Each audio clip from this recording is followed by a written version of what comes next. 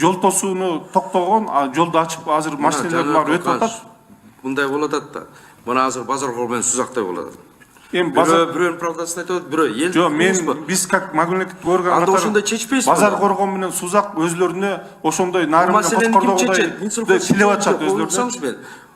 Минсельхоз чечеби, жайыт комитети, же ким чечет? Бул жерде мыйзам чыккан.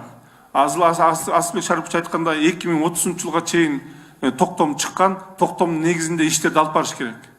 Мыйзамды, эгерде мыйзамды бузуп, биз баарыбызга мыйзам мындай бирдей болуш керек да. Ошонун негизинде болот. Бул жерге табайлык түшүндүрбөйсүзбү? Ошону түшүндүрдүк. Чечпейсиңер, Рамазанович. Эртең бул күчөп кетсе эмне болот? Жанып калгыч кой турсаңыз. Күчөп кетсе эмне болот? Азыр мына баары жүрөт, кочкорлуктар бер жактын тосо устатат, тигилер жагын тосо устатат. 96-жылы мен билем ал проблема. 96-жылы УДПга берилген. Ошондон бери проблема көтөрүлгөн. 1-3-4 жыл менен кочкорлуктар 1-2-3 короосу менен келиптир. Азыр болсо 12 коро менен келет деп, 12 коро деп. Алардын кочкорлуктары киргизбей атат. Нарын район Карагужурда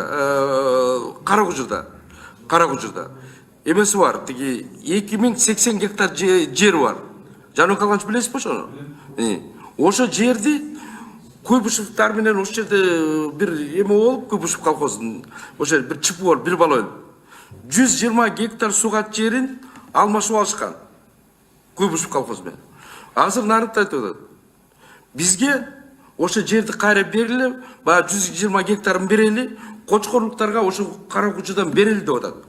Карагужурдан берели деп атат, ошо алмашалы дейт. Биз өзүбүздүн жерибизди Карагужурдагы 2080 гектарды кочкорлуктары берели деп атат. 120 гектарын жана Куйбышев менен алмашкан, жана бала өлүп ошондой болушкан. Биз кайра Куйбышевдарга берели. Бул жерде ушундай бир компромисстик жолдор менен карабайсыңарбы? Алмазжанович, бирөөңөр чечкен жоксуңар, баарыңар тыштап койдуңар. Мына эки аким бияка келип алып айтышып атат. Чечиш керек да. Аким чечет, анан тиги чечет деп. Жайыт комитети билесизби ушу проблеманы? Барбайсыңар ошол жерге, элге барбайсыңар, түшүндүрбөйсүңөрбү? Уят да ошол жерде бу. Анан эми жаным калганч, мындай мен билип атам, ошол жерде отуруп. Мен сунушум бар. Азыр эми мына эмки мына жакшы маселени көтөргөнсүз. Жакшы, муну деген акимдер чечиш керек, өкмөт чечиш керек. Өкмөт чечкиле. Мына межведомственный, Асылбек Шарипович айттыңыз, межведомственный комиссияга өткөрүп берели деп.